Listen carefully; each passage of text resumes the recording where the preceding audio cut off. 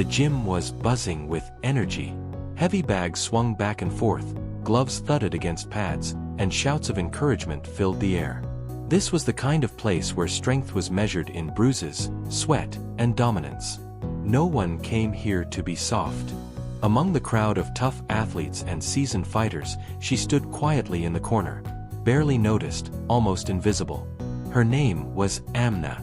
She wore a plain black hoodie, her hair tied back in a low bun, no makeup, no fanfare.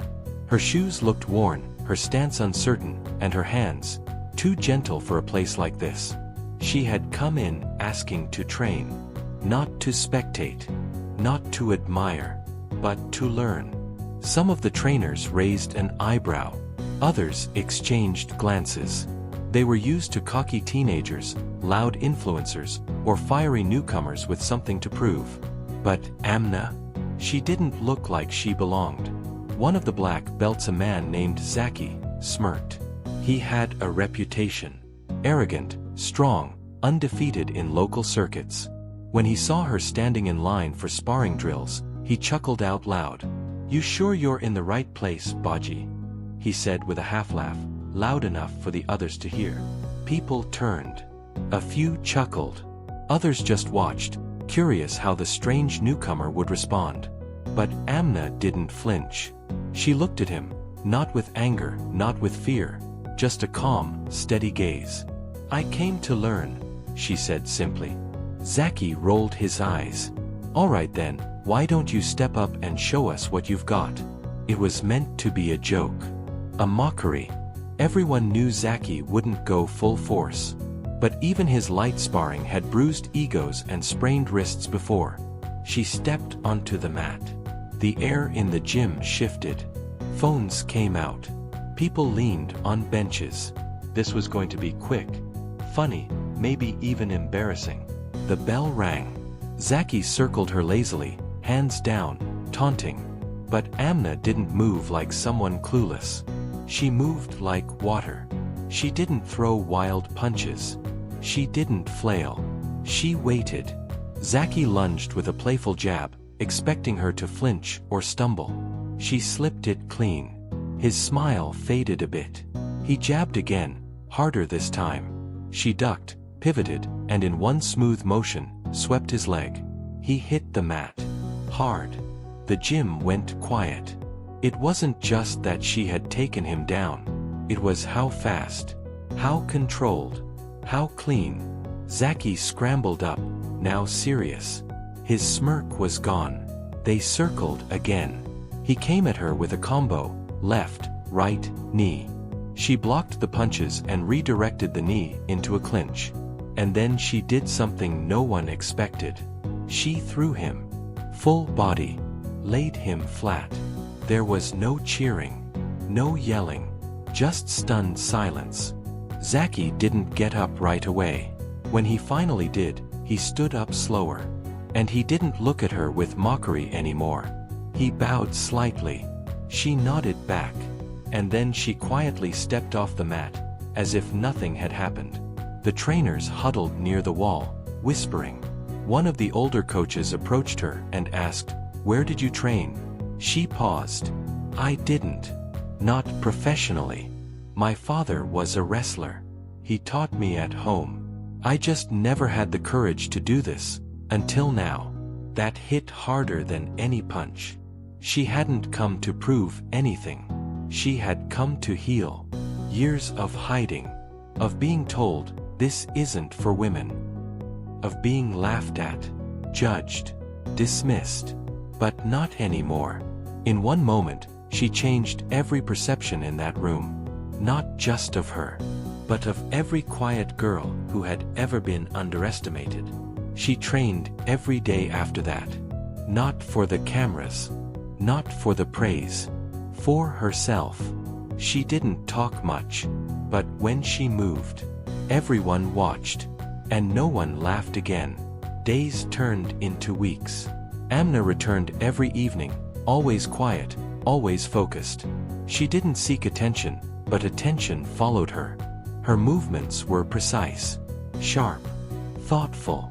Unlike others who trained for ego or to dominate, Amna moved with purpose as if every strike carried a memory, every block held back a past she had fought hard to forget. She never talked about her life outside the gym. But word started to spread. Some said she had been in an abusive marriage. Others whispered that she had suffered years of emotional control, a woman who was told to shrink herself, stay silent, stay invisible. But here, she was anything but invisible. Zaki, the man who once mocked her, began to train beside her. Not with arrogance, but with respect. He watched, listened, even asked for her input. And for the first time, Amna began to teach. It started with a young girl, maybe 12, maybe 13, who stood outside the gym window one rainy evening, watching Amna shadowbox in silence. The girl had bruises on her wrist. She didn't speak. Amna walked out, stood beside her, and asked, "Do you want to learn?" The girl just nodded. That day, a quiet revolution began. Within a month, 3 more girls joined. By winter, there were 12, all survivors of something they never spoke about. They didn't need to explain. Their silence said enough. Amna taught them what her father had taught her, not just how to fight, but how to stand tall again. No mirrors. No loud music. No judgment. Just mats, breath, and belief. The gym, once filled with ego and noise, now held something deeper. It had become a sanctuary. The men who once snickered at Amna began to line up for her sparring sessions, not to test her, but to learn from her. She didn't win every fight, but she never gave up. Because for Amna, every time she stepped on the mat, she wasn't fighting an opponent. She was fighting the voice inside her that once told her, "You can't, you shouldn't, you're not enough." And every punch, every kick, every block was an answer. One day, a journalist showed up. She'd heard about the silent woman who ran an unofficial martial arts class inside a men's gym in the heart of the city. She asked Amna for an interview. Amna refused. "I'm not doing this for fame." But the girls she taught, they spoke. They talked about how they used to cry alone in rooms no one knew about. How they'd been called weak, fragile, worthless. Until Amna looked them in the eye and said, "You are not broken. You are just untrained." The article went viral. The Quiet Warrior, how one woman is redefining strength in a city that tried to silence her. Suddenly, parents began calling the gym, asking if their daughters could join. Some protested, "Women don't belong in a place like that." But the gym owner, who once thought Amna was just a quiet nobody, stood up and said, "She belongs more than any of us ever did." Eventually, they cleared a separate section, a safe space.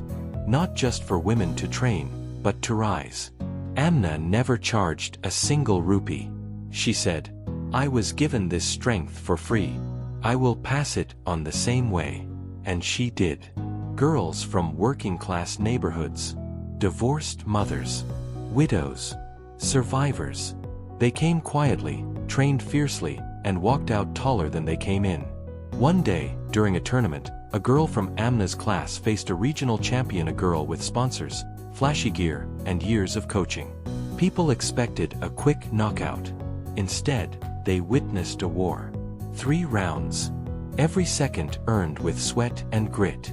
In the end, Amna's student didn't win. But when she stepped off the mat, people stood and clapped. Not because she won the match, but because she carried herself with the same quiet fire her teacher did. Afterward, the girl cried. Not from pain but from pride.